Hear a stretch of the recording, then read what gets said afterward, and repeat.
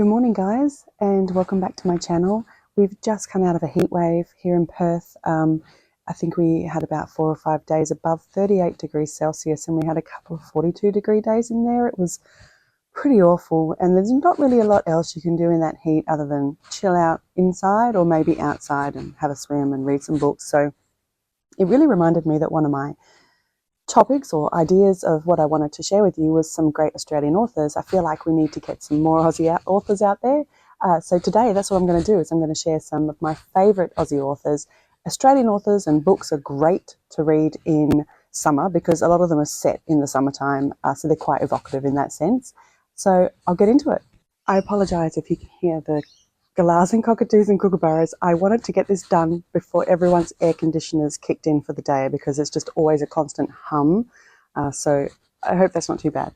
Okay, the first author is Jane Harper. So Jane has been quite prolific in a really short period of time for the amount of books she's brought out and the quality of stories that she's brought out.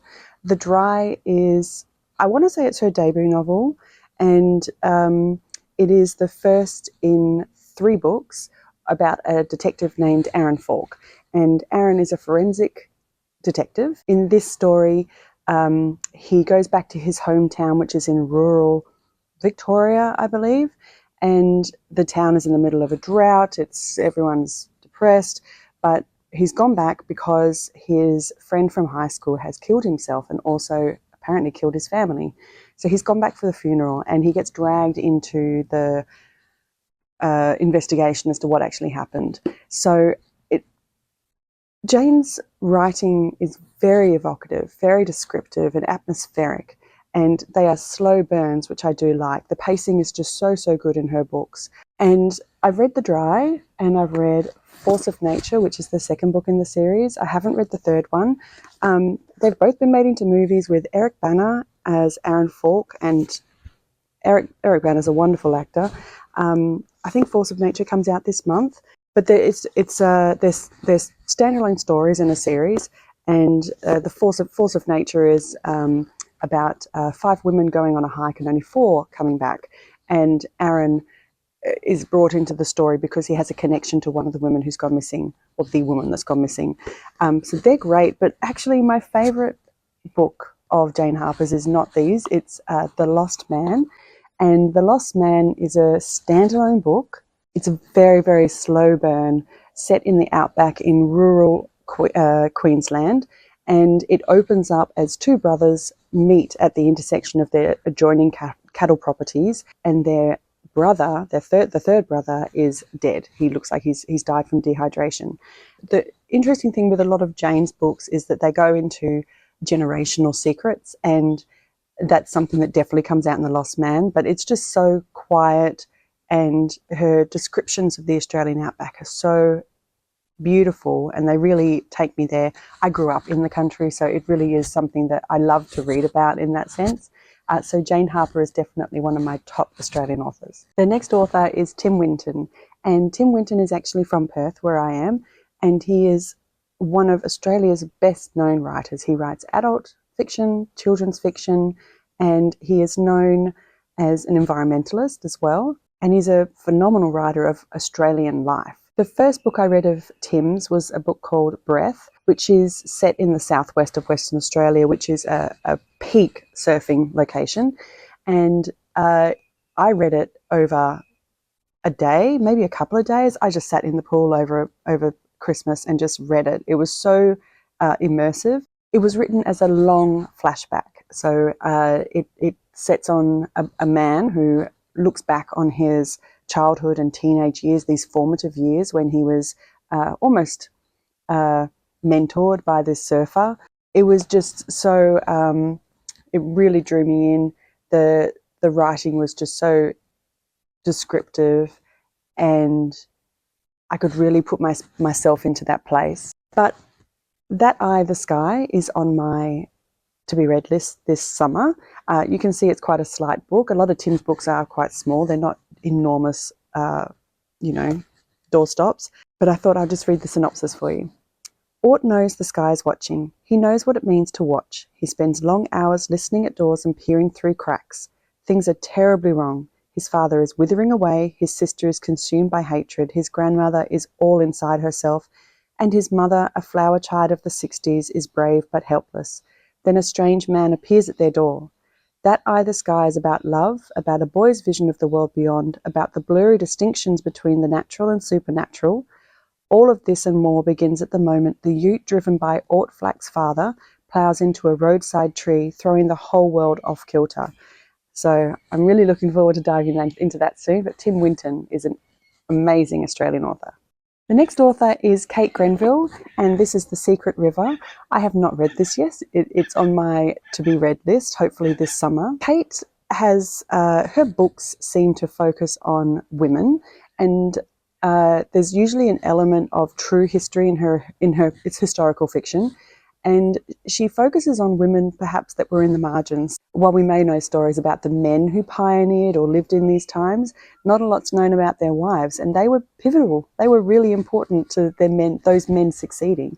So a lot of her books focus on those sort of women, and this particular one is set in the early 19th century. The first book I read of Kate's is actually one called A Room Made of Leaves, and this was a book that was based on real history, but it was written from a woman's perspective. So the premise of the book was, what if Kate, the author, found the memoirs of a woman who was married to a very, very influential man in Australian history. So it's about Elizabeth MacArthur, who was married to John MacArthur, and John MacArthur founded the wool industry in Australia.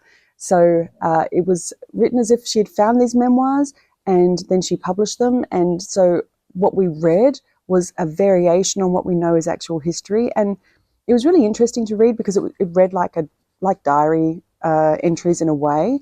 And I did enjoy it, but I just kind of felt I was cheated a little bit, because as I read it, I thought I was reading what actually kind of might have happened.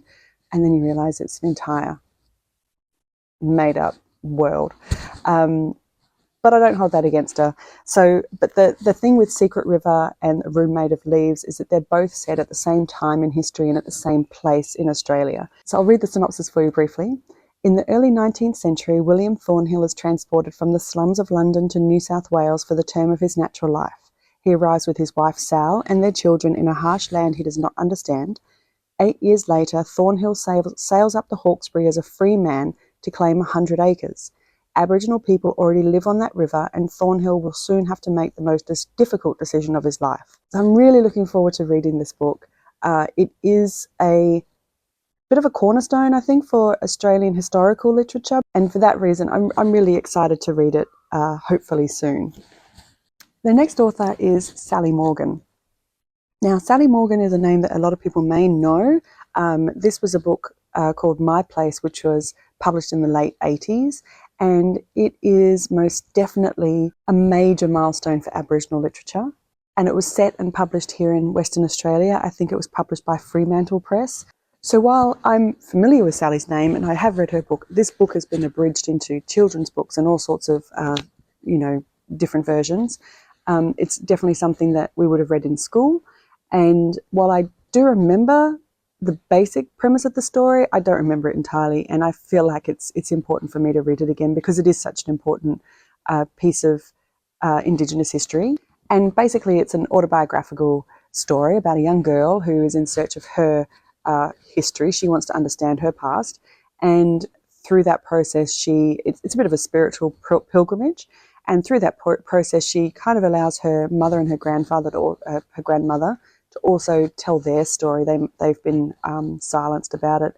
And it's, like I said, it's a milestone for Australian literature, and I really am looking forward to reading it. And this is an illustrated copy of it. There's a artwork in here by Sally as well. So it's another one. A couple of summers ago, I picked up The Weekend by Charlotte Wood, and I really enjoyed it. It's a story about three friends in their 70s their fourth friend has passed away. And so what they're doing is they're going to their friend's house, the one who's passed away, to pack it up before her partner can sell it. And so these guys, they've had a friendship over decades, and they've all got their unique personalities, and it's quite funny and moving. It's a great story about friendships. Charlotte is very, very good at writing in a way that you can most definitely relate. I mean, I'm not 70, but I can pick up things in this that I felt. I felt the truth in it. And it is funny and tender, and I highly recommend it. And Charlotte Wood currently has another book out at the moment called Stoneyard Devotional, which is getting a lot of great acclaim. So I'm really looking forward to reading that one too soon. Trent Dalton has a number of books I want to read. Trent is actually a journalist turned author, or I'm not sure which came first, but he is a journalist. And the first book I read of his is By Sea and Stars, which is a story of the First Fleet. And I believe this came out as a result of a column or some writing he did for the Australian newspaper. And it's a story about the voyage that the people took from England to Australia. And it's an epic voyage. It's brutal. It's quite harrowing. And it was really, really interesting. I enjoyed it. It's very, very small. It's less than 100 pages, I think. And it's just told from the perspective of those people who came over, whether it was willingly or unwillingly, they were on their way. And it's not so much about once they've landed on the shores, but that journey. So I really enjoyed that. And another book I have of Trent's on my TBR is Love Stories. This I've picked up for Valentine's Day. I thought, why not? The idea behind this book is, what if an author stopped people in the street and said, tell me a love story? It's a book of short stories. I'm not sure how many are in here, but it's all about love. And another book of Trent's that I really want to read, well, there's a number of them. He's got one out now called Lola in the Mirror. He's got Boy Swallows Universe. He's got a number of books. So that is a quick selection of some Australian authors and their books that are on my bookshelf. Some that I've read, some that I'm looking forward to reading. And I hope you maybe take these recommendations and you'll seek them out as well. But please, this is not definitive. There are many other Australian authors that I love. And I hope that you'll leave some comments below and tell me who else is up there? Who else is the pinnacle, the best of the best, the chef's kiss of Australian writing? So thank you so much for joining me. I look forward to talking to you again soon. And thank you again for all the encouragement, comments, and please like and subscribe. Thanks. Bye.